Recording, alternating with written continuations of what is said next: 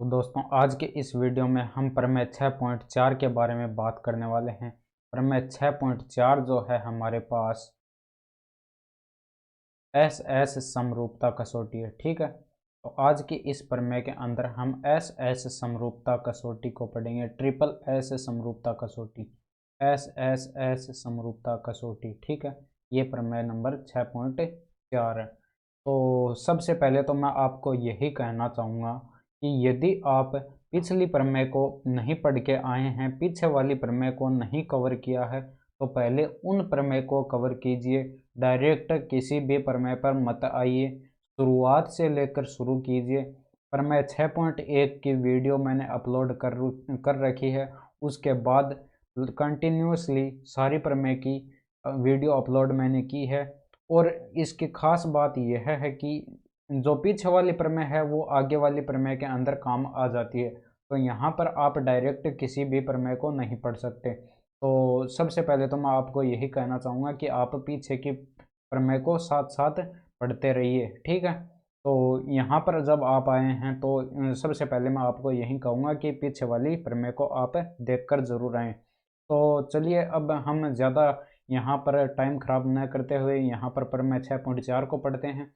तो 6.4 प्रमेय जो है, मैं आपको प्रमेय 6.3 बताइए जस्ट उसका अपोजिट है, यानी कि उसका उल्टा है। ठीक है, तो उसके अंदर हमने क्या सिद्ध किया था? उसके अंदर हमें कोण बराबर दिए थे, तीनों कोण बराबर थे प्रमेय 6.3 के अंदर। और हम यहाँ पर तीनों कोण, दोनों त्रिभुजों के अंदर तीनों कोण बराबर थे, तो हम कह देते थे कि वो दोनों त्रिभुज समरूप होंगे, यानी कि उनकी संगत भुजाओं के अनुपात भी बराबर होंगे। तो ये प्रमेय उसकी उल्टी है। ठीक है, इसके अंदर इसके अंदर दोनों त्रिभुजों के भुजाओं के अनुपात तो हमें बराबर दे रखे हैं, बट यहाँ पर इन तीनों कोणों को बराबर हमें सिद्ध करना है। ठीक है, और फिर हम कह सकते हैं कि ये दोनों त्रिभुज क्या हैं? समरूप हैं। तो यहाँ पर मैं इसकी उपपत्ति को यहाँ पर शुरू करता हूँ। तो यहाँ पर सबसे पहले उपपत्ति हम इसकी लिखेंगे। तो उपपत्ति के अंदर सबसे पहले हम लिखते हैं वही जो मैंने आपको पीछे की प्रमेय के अंदर बताया है, दिया है और फिर सिद्ध करना है और फिर प्रमाण। अगर रचना भी आवश्यकता पड़ती है तो वो रचना सिद्ध करना के बाद लिखी जाती है। ठीक है, तो दिया है, सबसे पहले तो दिया है हम लिखते हैं। अब दिया है के अंदर आपको बताया गया है कि यहाँ पर प्रमेय के अंदर दिया क्या रहता है। आपको मैंने ट्रिक बता दी है प्रमेय को ढंग से पढ़ने के लिए।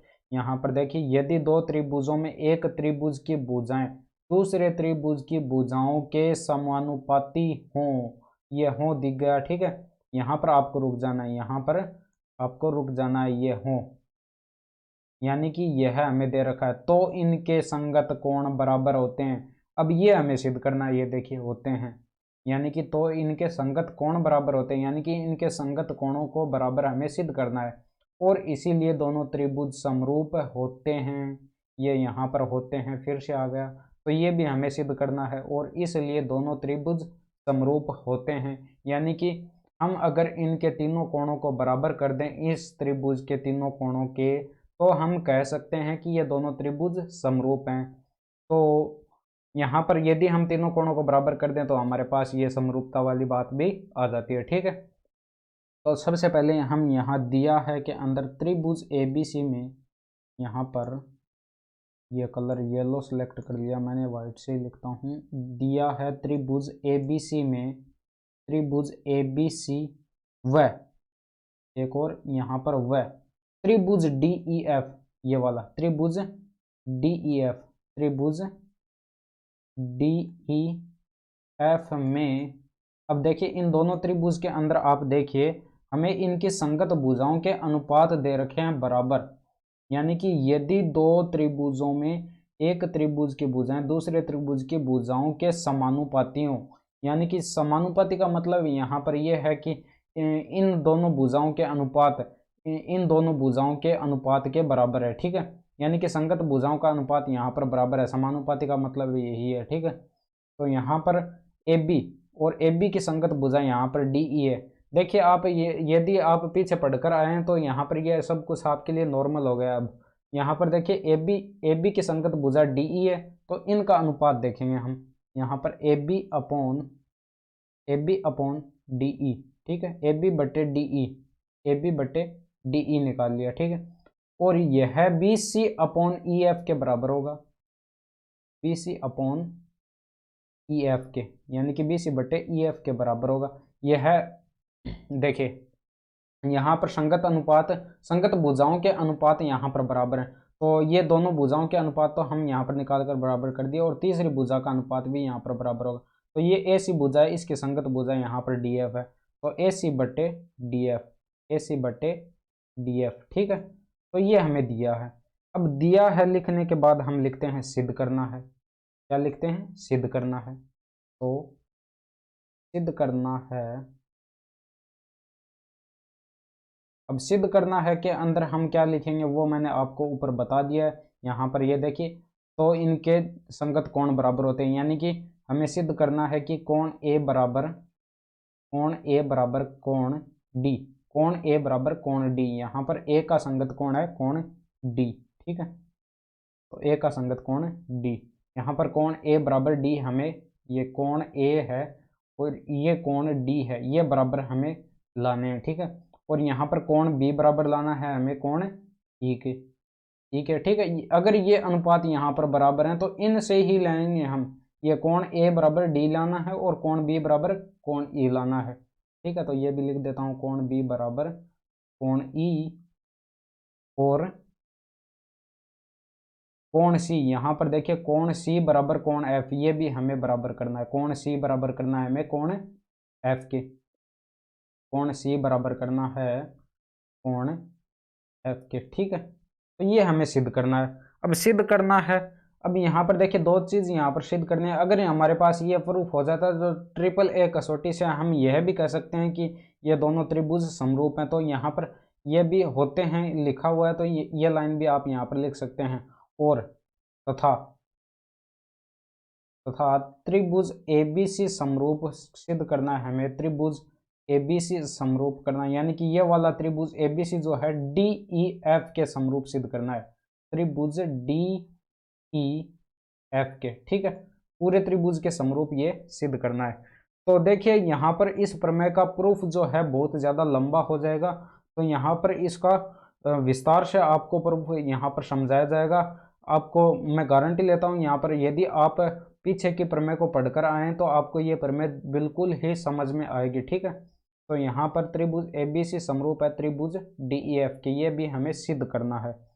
तो अब हम करेंगे, इनको सिद्ध करने के लिए हम करेंगे रचना, और यहाँ पर शुरू करता हूँ मैं रचना, ठीक है। अब वो रचना मैं किस प्रकार करता हूँ वो देखिए, जो पीछे के, अगर आपने पिछले वाली प्रमेय को ढंग से पढ़ा है तो यहाँ पर रचना आपको बिल्कुल आसानी से समझ में आएगी, क्योंकि रचना दोनों प्रमेय की सेम ही है, ठीक है। तो बिल्कुल सेम ही रचना आपको करनी है। तो यहाँ पर देखिए मैं रचना यह करूँगा, एक भुजा डी ई पर, एक भुजा डी ई पर, इस भुजा पर एक बिंदु P, क्या कौन सा बिंदु? P, कैपिटल P, ठीक है। अब ये P बिंदु इस प्रकार लूँगा मैं यहाँ पर कि यहाँ पर AB जो है बराबर हो यहाँ पर DP के, ठीक है। AB और DP आपस में बराबर होने चाहिए। यहाँ पर बिल्कुल इस AB भुजा की लंबाई के बराबर नाप कर यहाँ पर DP बिंदु बनाऊंगा, ठीक है, P बिंदु बनाऊंगा, और DP बराबर होगा हमारे पास AP। इसी तरह से यहाँ पर DF भुजा पर एक बिंदु मैं Q बना लेता हूँ, ठीक है, Q बना दिया। अब यहाँ पर देखिए DQ बराबर होगा हमारे पास AC भुजा के बराबर होगा, AC भुजा की लंबाई बराबर होगी DQ भुजा की लंबाई, ठीक है। अब इन दोनों बिंदु P और Q को मैं यहाँ पर मिला दूंगा, ठीक है। तो इन दोनों को मैंने यहाँ पर मिला दिया, ये जो है मैंने यहाँ पर रचना की है। तो अब इसे मैं रचना के अंदर यहाँ पर लिख दूंगा, ठीक है। रचना के अंदर लिखूंगा मैं त्रिभुज DEF में, त्रिभुज DEF में देखिए रचना जो आपने पिछले प्रमेय के अंदर लिखी है वही रचना इसके अंदर है, बिल्कुल सेम है, ठीक है। तो भुजा यहाँ पर भुजा DE, भुजा DE व DF, भुजा DE व DF पर दो बिंदु, सॉरी यहाँ पर पद लिखा गया, काट देता हूँ, पर दो बिंदु P पर दो बिंदु यहाँ पर क्रमशः भी लगा देता हूँ, पर दो बिंदु क्रमशः क्रमशः। अब देखिए ए डी ई भुजा पर पहले बिंदु P आ रहा है, ठीक है। P व Q इस प्रकार है कि इस प्रकार है कि इस प्रकार है कि यहाँ पर देखिए मैंने आपको बता दिया, इस प्रकार है कि यहाँ पर देखिए बिंदु डीपी भुजा की लंबाई बराबर है ए बी भुजा के, तो यहाँ पर यही मैं लिखूंगा डीपी बराबर है, इस प्रकार है कि डीपी बराबर है ए बी के, ठीक है। और इसको इक्वेशन नंबर फर्स्ट दे देता हूँ, यहाँ पर इक्वेशन नंबर 1 दे देता हूँ। तथा देखिए पहले तो मैं इन डायग्राम्स की यहाँ पर कॉपी बना लेता हूँ, जो मैं आगे यहाँ पर यूज़ करूँगा। आपको यहीं पर डायग्राम बनाकर छोड़ देना। आप यहाँ पर देखिए बार बार में ऊपर लेना, यहाँ पर बड़ा मुश्किल काम होता है, यहाँ पर बार बार ऊपर ऊपर आकर देखना। तो मैं यहाँ पर इनकी कॉपी बना लूँगा और नीचे इन्हीं को फिर से उतार लूँगा, ठीक है। तो जिससे क्या है कि आपको समझाने में यहाँ पर आसानी होगी। तो मैं यहाँ पर इन डायग्राम्स को बना लेता हूँ। तो ठीक है, मेरे पास ये डायग्राम यहाँ पर आ चुके हैं। तो यहाँ पर देखिए, अब देखिए यहाँ पर एक हम यहाँ पर लिख चुके हैं ए पी, यहाँ पर डी पी बराबर ए बी, ठीक है। लेकिन हमने ये भी तो कहा था, यहाँ पर ये भी तो कहा था कि डी क्यू जो है बराबर है ए सी के एक भुजा, ये भी तो खींची थी। डी क्यू बराबर खींचा था, डी क्यू बराबर खींचा था ए सी भुजा के, इस भुजा के ए सी भुजा के। तो इसको आप इक्वेशन नंबर 2 दे दीजिए यहाँ पर, ठीक है। 2 नंबर इक्वेशन आप इसे दे दीजिए। तथा इसमें एक काम और करेंगे, यहाँ पर बिंदु P और Q को लेकर इनको आपस में मिलाया भी तो है, तो यहाँ पर लिख देंगे और बिंदु P को बिंदु P को बिंदु P को Q से मिलाया, बिंदु P को Q से मिलाया, ठीक है। तो ये यहाँ पर मैंने लिख दिया। अब इसके बाद हम लिखेंगे प्रमाण। देखिए हमारे पास यहाँ पर दिया है, लिख दिया है, और फिर सिद्ध करना है और रचना। ये 3 काम तो आपको हर प्रमेय के अंदर करने हैं, ठीक है। तो लगभग हर प्रमेय के अंदर आपको ये काम करने हैं। और इसके बाद हम लिखते हैं इसका प्रमाण।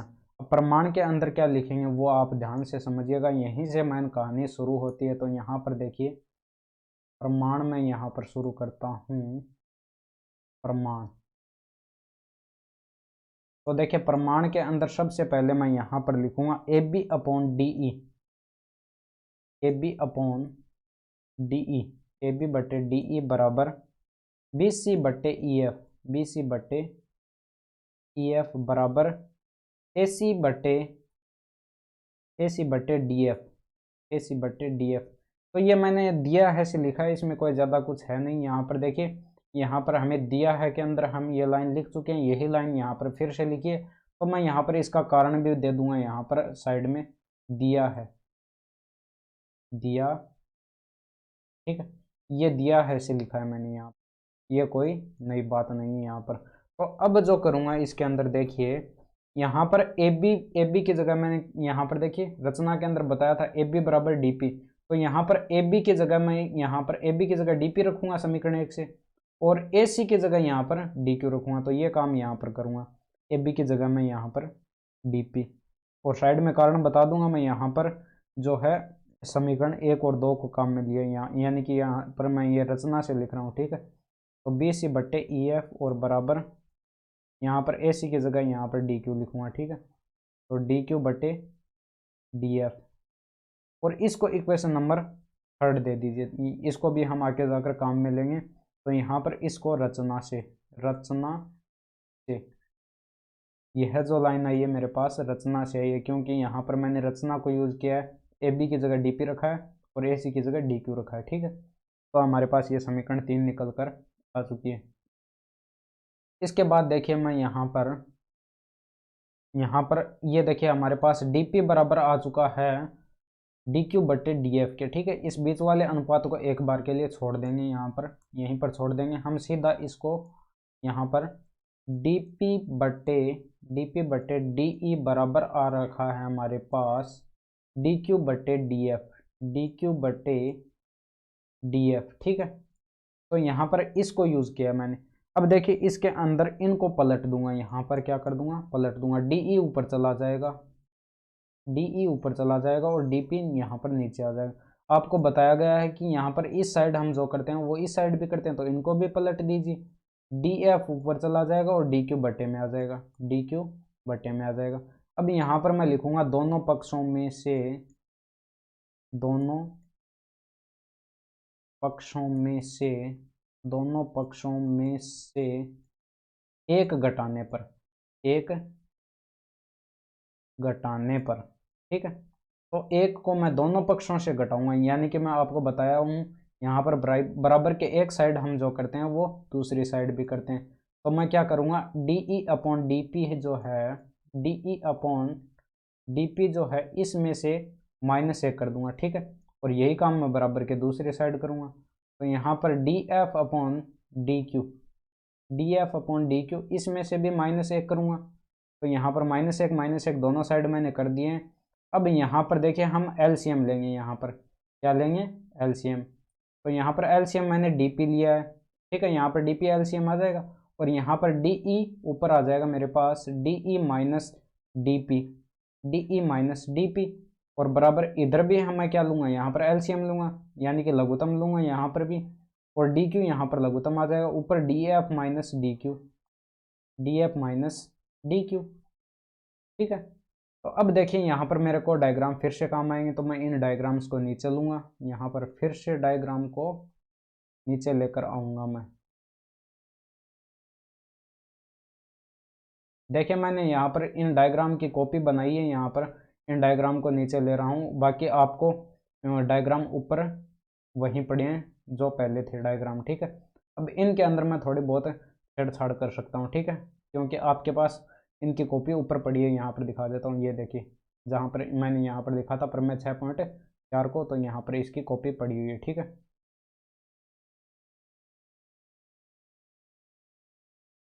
तो यहाँ पर देखिए कहाँ गया, ये रहा, ठीक है।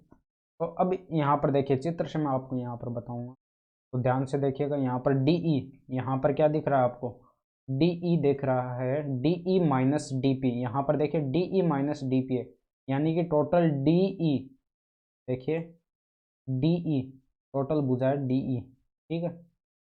तो यहाँ पर डी ई भुजा को देखिए, डी ई भुजा को, और minus D P, minus D P, यानी कि इसमें से डी पी को आपको माइनस करना है, माइनस डी पी, यानी कि ये वाली भुजा डी पी जो है टोटल डी ई भुजा में से माइनस करनी है, ठीक है, घटा देनी। तो आपके पास टोटल कितनी बच जाएगी, यहाँ पर पी ई बच जाएगी, सिर्फ पी ई बच जाएगा। तो यहाँ पर मैं लिखूँगा ऊपर D E minus D P, तो मेरे पास बच गया क्या, यहाँ पर पी ई बच गया, ठीक है।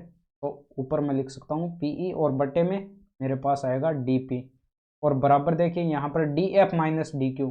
तो d F minus d Q यानी कि टोटल हमारे पास क्या है, डी, यहाँ पर देखिए टोटल भुजा हमारे पास देखिए डी एफ, डी एफ भुजा को देखिए यहाँ पर, ठीक है, डी एफ भुजा को, और इसमें से माइनस कर दीजिए डी क्यू भुजा को, डी क्यू भुजा को, ये वाले भुजा को यहाँ पर, यहाँ से यहाँ तक, ठीक है, माइनस कर दीजिए। तो हमारे पास क्या बच जाएगा, क्यू एफ बच जाएगा। तो यहाँ पर क्यू एफ बटे डी क्यू, ठीक है। तो ये हमारे पास नई लाइन आ जाएगी। तो अब हम क्या करेंगे, यहाँ पर हमारे पास ये आ चुका है पी ई बटे डी पी बराबर क्यू एफ बटे डी क्यू, ठीक है। तो अब मैं यहाँ पर ये करूँगा कि इनको फिर से पलट दूंगा। यहाँ पर देखिए ऊपर चला जाएगा डी पी और बटे में आ जाएगा मेरे पास पी ई, और बराबर ऊपर चला जाएगा मेरे पास डी क्यू और बटे में आ जाएगा मेरे पास क्यू एफ। देखिए आप इनको पलट भी सकते हैं और नहीं भी पलट सकते हैं, यहाँ पर आपको यहाँ पर समझ में आना चाहिए, इसलिए मैंने यहाँ पर आपकी आसानी के लिए यहाँ पर इनको पलट दिया है, ठीक है। तो यहाँ पर पलटा मैंने इसलिए, अब आप दिमाग यहाँ पर लगा सकते हैं। तो आपको पहले से पता चल गया होगा कि मैं करने क्या वाला हूँ, आगे क्या करने वाला हूँ। देखिए यहाँ पर उन्हीं लोगों को सिर्फ पता चल चुका होगा यहाँ पर जो पहले की प्रमेय को पढ़ रखा है, जिन्होंने पहले की प्रमेय को पढ़ रखा है। यानी कि अब हमारे पास देखिए लाइन क्या आ चुकी है, यहाँ पर देखिए dP, dP upon PE, dP upon PE बराबर आ चुका है हमारे पास d Q Q F, d Q upon Q F. और ऐसा कब होता है, यानी कि इन दोनों भुजाओं के अनुपात बराबर कब आते हैं हमारे पास?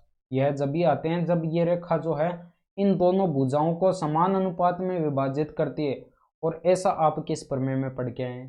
प्रमेय यहाँ पर आपको मैं बता देता हूँ 6.2 जो है बीपीटी की विलोम आप पढ़कर आए हैं। यानी कि यदि कोई रेखा यदि दोनों भुजाओं को समान अनुपात में विभाजित करती है तो वह तीसरी भुजा के समांतर होती है। यहाँ पर ये आप पढ़ के आए हैं प्रमेय 10.2 के सॉरी यहाँ पर 6.2 के अंदर, जो कि बीपीटी के विलोम से हमने पढ़ा था।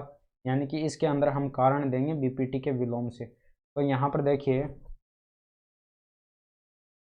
बीपीटी के विलोम से हमारे पास ये आ जाएगा। और मैं यहाँ पर नीचे लिख दूंगा,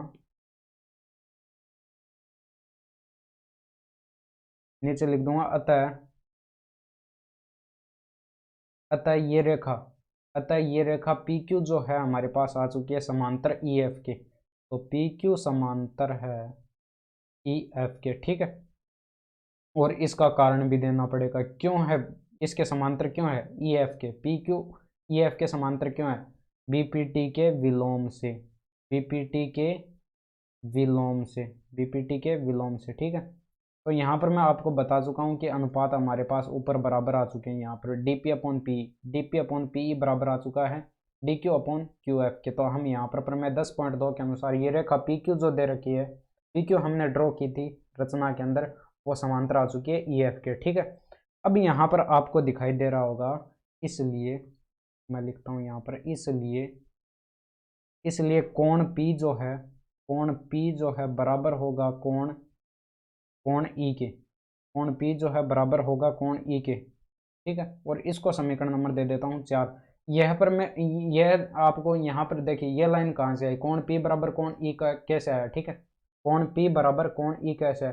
क्योंकि ये दोनों क्या हैं, समांतर रेखा है एक दूसरे के, और ये त्रिएक रेखा है, यानी कि इन दोनों समांतर रेखाओं को ये काट रही है। तो यहाँ पर देखिए ये वाला कोण देखिए कोण P, ठीक है। कोण P बराबर आ चुका है कोण ई के, ठीक है। ये कोण P बराबर आ चुका है कोण ई के, और इसको मैंने समीकरण नंबर 4 दे दिया, ठीक है। तथा इसी तरह से देखिए यहाँ पर ये दोनों समांतर रेखाएं थी, इसी तरह से हमारे पास ये क्यू एफ भी एक त्रिएक रेखा होगी, और यहाँ पर जो कोण बन रहा है वो इस वाले कोण के संगत होगा, यानी कि संगत कोण बराबर होते हैं।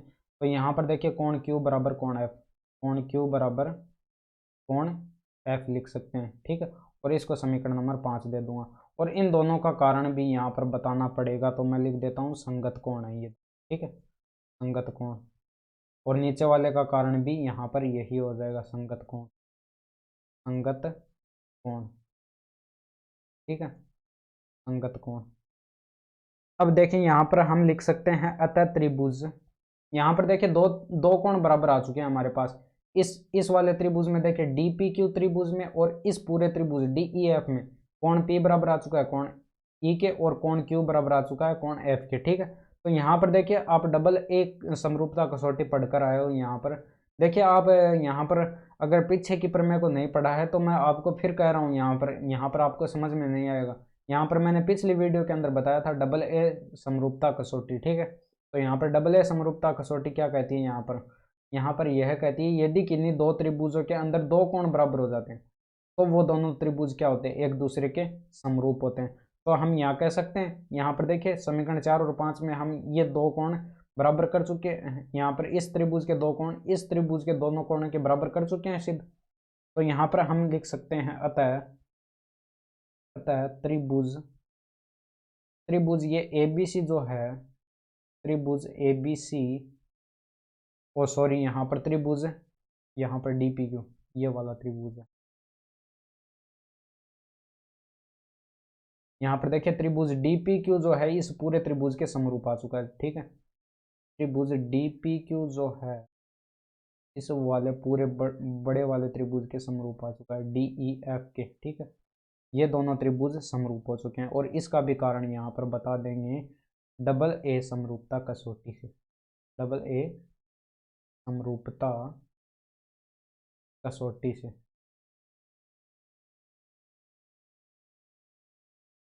तो ठीक है, यहाँ पर मैंने इतना काम कर लिया है, ठीक है। अब देखें यहाँ पर क्या करोगे आप, अब आप यहाँ पर ये करोगे कि ये दोनों त्रिभुज, ये वाला त्रिभुज DPQ और ये पूरे बड़े वाला त्रिभुज क्या आ चुके हैं, समरूप आ चुके हैं। और हम जानते हैं कि समरूप त्रिभुजों के संगत भुजाओं के अनुपात आपस में क्या होते हैं, बराबर होते हैं। तो इनको मैं फिर से यहाँ से नीचे ले लूँगा और यहाँ पर देखिए इनके संगत भुजाओं के अनुपात बराबर होते हैं, तो वही लाइन हम यहाँ पर लिखने वाले हैं। अब तो मैं यहाँ पर इनके संगत भुजाएं देखिए, देखिए इनके संगत भुजाएं, इन दोनों त्रिभुज की संगत भुजाएं देखिए, त्रिभुज DPQ लेना है आपको और ये त्रिभुज DEF लेना है, ठीक है। इन दोनों त्रिभुजों की संगत भुजाएं देखिए, DP की संगत भुजा है DE, यानी कि DP/DE निकालेंगे हम। क्या निकालेंगे, इसलिए करके लिख लेता हूँ क्योंकि ये दोनों त्रिभुज समरूप हैं, इसलिए DP/, पूरे वाले बड़े वाले त्रिभुज की इस भुजा के संगत भुजा है इस पूरे त्रिभुज की बड़े वाली भुजा, ठीक है, DE। तो DP/DE निकालेंगे यहाँ पर, DE, ठीक है। तो DE निकालेंगे हम यहाँ, और बराबर आएगा हमारे पास PQ। ये देखिए PQ भुजा है, इसकी संगत भुजा इस बड़े वाले त्रिभुज की EF भुजा, तो PQ बटे हम निकालेंगे EF, PQ बटे EF। और ये बराबर आएगा हमारे पास DQ बटे DF, DQ बटे DF, क्योंकि DQ की संगत भुजा जो है DF है, ठीक है। तो हमारे पास एक ये समीकरण आ चुके हैं, इसको समीकरण नंबर दे देते हैं हम यहाँ पर, ऊपर 5 नंबर तक देकर आ चुके हैं, तो इसको समीकरण नंबर 6 दे देते हैं यहाँ पर, ठीक है। तो समीकरण नंबर 6 दे दिया। अब देखिए मैं क्या करूँगा, यहाँ पर मैं करने वाला ये हूँ कि DP/DE है, इसको ऐसे ही पड़ा रहने देता हूँ, ठीक है। DP/DE जो है इसको ऐसे ही पड़ा रहने दिया, ठीक है। और BC यहाँ पर देखिए BC/EF आएगा, वो कैसे आएगा देखिए आप भी बताता हूँ मैं आपको। और बराबर DQ/EF, DQ/DF है, DF, ठीक, DQ/DF, इसको ऐसे ही पड़ा रहने दिया, ठीक है। इसको समीकरण नंबर 7 दे देता हूँ यहाँ पर। ये देखिए समीकरण आप ऊपर देखकर यहाँ पर देखिए, हमने ऊपर यहाँ पर एक समीकरण बनाई थी, यहाँ पर समीकरण 3 के अंदर देखिए DP/DE बराबर आ चुका है हमारे पास, आ रहा था हमारे पास किसके, BC/EF के। बट यहाँ पर तो देखिए DP/DE बराबर PQ/EF के आ चुका है। तो ये देखिए ये इसके बराबर यहाँ पर उस समीकरण 3 से आई है, ठीक है। ये समीकरण 7 कौन से समीकरण चाहिए, समीकरण नंबर 3 चाहिए। तो यहाँ पर कारण भी आप यहाँ पर दे दोगे समीकरण 3 से। यहाँ पर देखिए आगे डायग्राम हमारे पास दिक्कत देंगे, तो इनको मैं थोड़ा सा नीचे खिसका देता हूँ और इसका रीज़न हम यहाँ पर लिख देंगे। रीज़न यह लिखेंगे कि समीकरण 3 से, कारण इसका यह है कि समीकरण 3 से, ठीक है। अब देखो तो आप समीकरण 3 और यह सेम ही है, तो आप सीधा डायरेक्ट भी काम चला सकते हो। यहाँ पर मैंने यहाँ पर इसकी जगह वैल्यू रखी है, ठीक है, इनकी BC/EF, ठीक है, वैल्यू रखी है। अब आप यहाँ पर लिख सकते हैं कि यानी कि ये दोनों जो है, ये दोनों बार वाले, ठीक है। यहाँ पर मैं आपको बता देता हूँ, ये वाला जो है और ये वाला इसके बराबर है, किसके बराबर है, PQ/EF के। और ये वाला, ठीक है, ये सेम ही तो है, ये दोनों सेम ही है, ठीक है। ये दोनों इसके बराबर हैं और ये दोनों ही इसके बराबर हैं, तो यानी कि ये दोनों भी आपस में बराबर होंगे बीच वाले। तो यहाँ पर देखिए मैं यहाँ पर लिख सकता हूँ कि PQ/EF जो है समीकरण 6 से, ठीक है, PQ/EF जो है बराबर होगा BC/EF के, ठीक है। ज़्यादा कठिन है नहीं यहाँ पर समीकरण, और 6 और 7 से मैंने यहाँ लिखा है, ठीक है। तो ये दोनों आपस में बराबर होंगे। तो यहाँ पर देखिए EF से EF कट रहा है, यहाँ पर EF से EF कट रहा है, ठीक है। तो EF से EF जब कट रहा है तो हमारे पास क्या आएगा, यहाँ पर देख लीजिएगा, ठीक है, EF है। तो EF से EF जब कट रहा है तो हमारे पास नई लाइन के अंदर PQ बराबर BC आएगा। क्या आएगा, PQ बराबर BC, PQ बराबर आ चुका है BC के। और इसको समीकरण नंबर 8 दे देते हैं, ठीक है, समीकरण नंबर 8 दे दिया मैंने।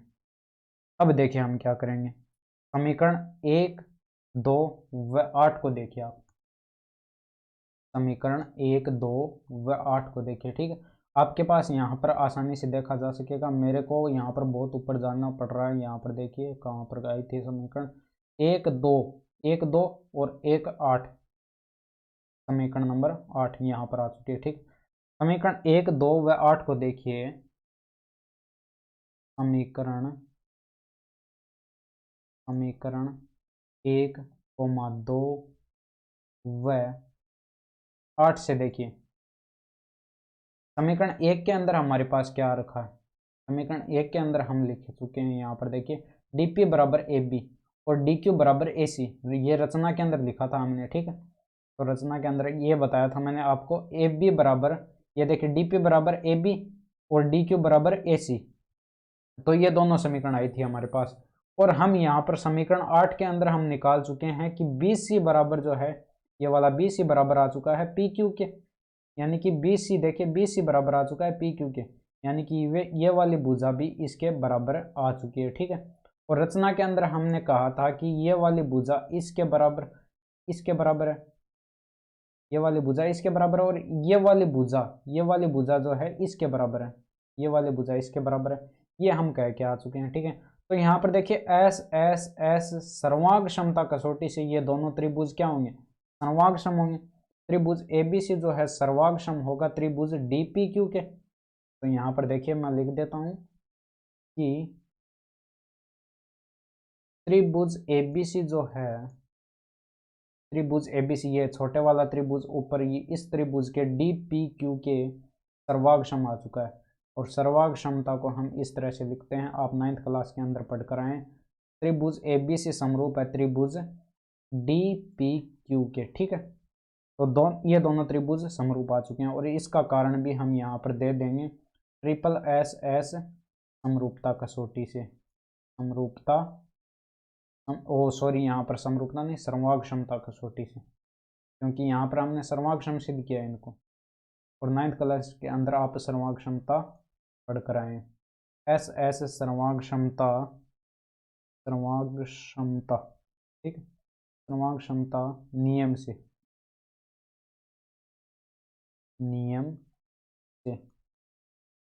एस एस सर्वांग क्षमता नियम से यहाँ पर मैंने इनको सिद्ध कर दिया है।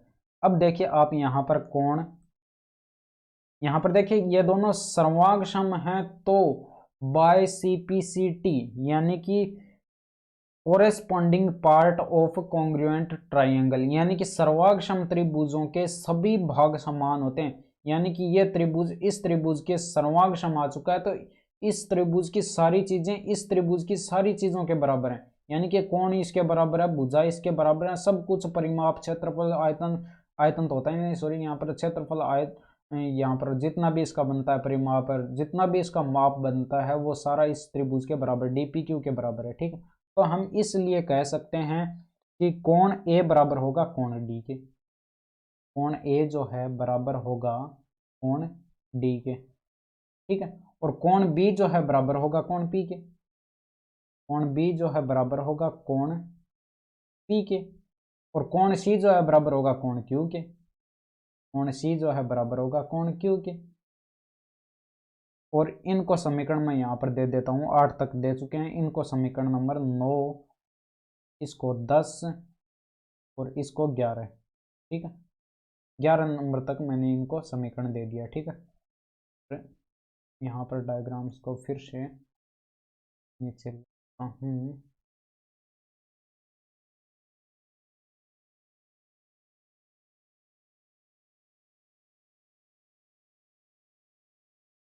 ठीक है, तो यहाँ पर देखिए समीकरण 9, 10, 11, 9, 10, 11 अब हमारे पास समीकरण आ चुकी हैं।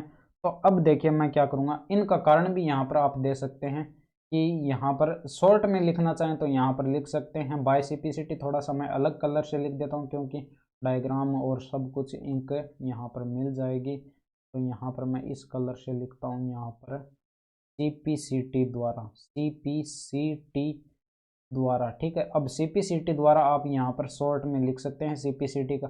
यहाँ पर पीछे भी बता चुका हूँ, congruent part of congruent triangle. ठीक है, यानी कि सर्वांगसम।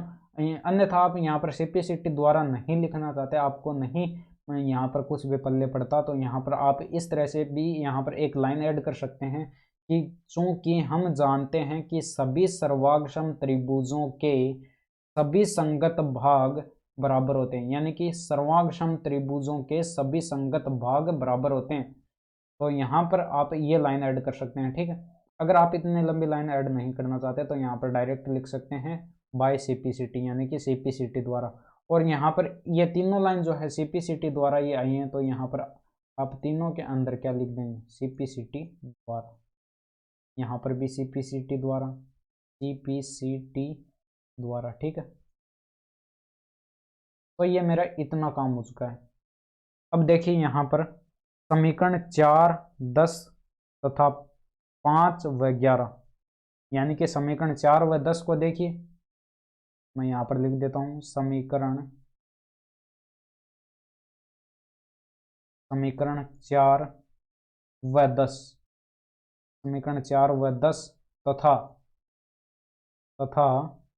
5 व 11, 5 व 11।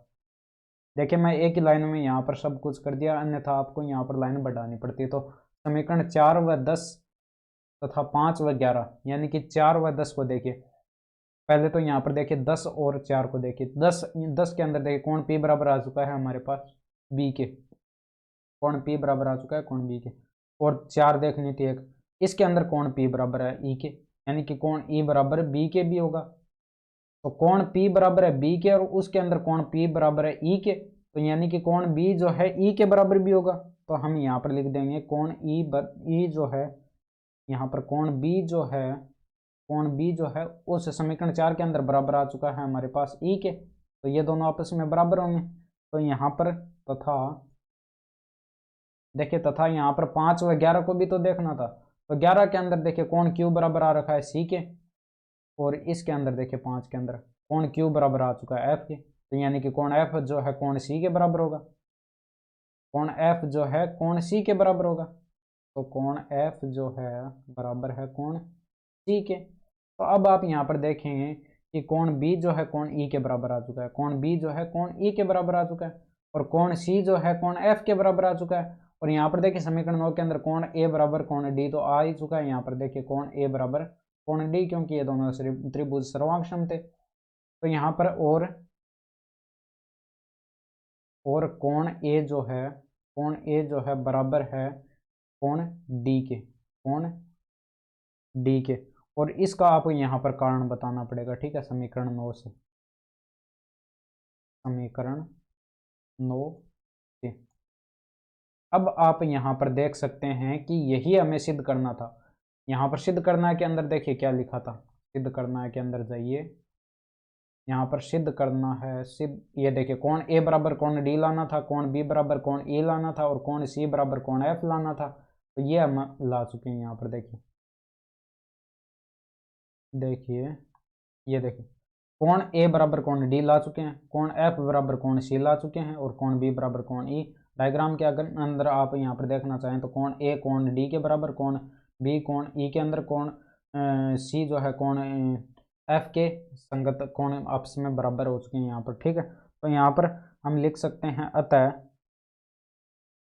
अतः त्रिभुज त्रिभुज ABC जो है, यानी कि तीनों कोण आपस में बराबर हो चुके हैं दोनों त्रिभुज के अंदर। त्रिभुज ABC जो है समरूप है त्रिभुज DEF के। ठीक है, तो ये इतनी बड़ी बात मैंने कैसे लिख दी। ठीक है, तो इसके अंदर देखिए इतनी बड़ी बात मैंने इसलिए लिख दी क्योंकि हम जानते हैं यहाँ पर AAA समरूपता कसौटी, हम ये वाली कसौटी जानते हैं। अगर आप नहीं जानते तो यहाँ पर मैंने आपको पहले ही बता चुका हूँ कि ये इसको पहले पढ़कर आइए। ठीक है, AAA समरूपता कसौटी, जो कि प्रमेय 6.3 के अंदर हम पढ़ चुके हैं, AAA समरूपता कसौटी। तो उस कसौटी से हम कह सकते हैं कि तीनों कोण यहाँ पर बराबर हो चुके हैं, और तीनों कोण जब यहाँ पर दोनों त्रिभुजों के बराबर हो चुके हैं तो हम कह सकते हैं कि ये दोनों त्रिभुज क्या हैं, समरूप हैं। तो एक ये वाला भी हमें यहाँ पर सिद्ध करना था। तो सिद्ध करना के अंदर मैंने यहाँ पर भी ऐड भी किया था, तथा त्रिभुज ABC समरूप करना है त्रिभुज DEF के, तो ये भी हमारे पास आ चुका है। और अब हमें यहाँ पर लिख सकते हैं इति सीदम, इति सीदम। ठीक है, ये प्रमेय जो है हमारी सिद्ध हो चुकी है इति सिद्धम। ठीक है, तो वीडियो को यहाँ तक देखने के लिए आपका बहुत बहुत धन्यवाद, और इसी तरह के आपके लिए वीडियो मैं लाता रहूँगा। ठीक है, तो कंटिन्यू वीडियो को देखते रहिएगा। अगर आपको वीडियो अच्छी लगती है तो लाइक शेयर और सब्सक्राइब ज़रूर करिएगा चैनल को। ठीक है, धन्यवाद।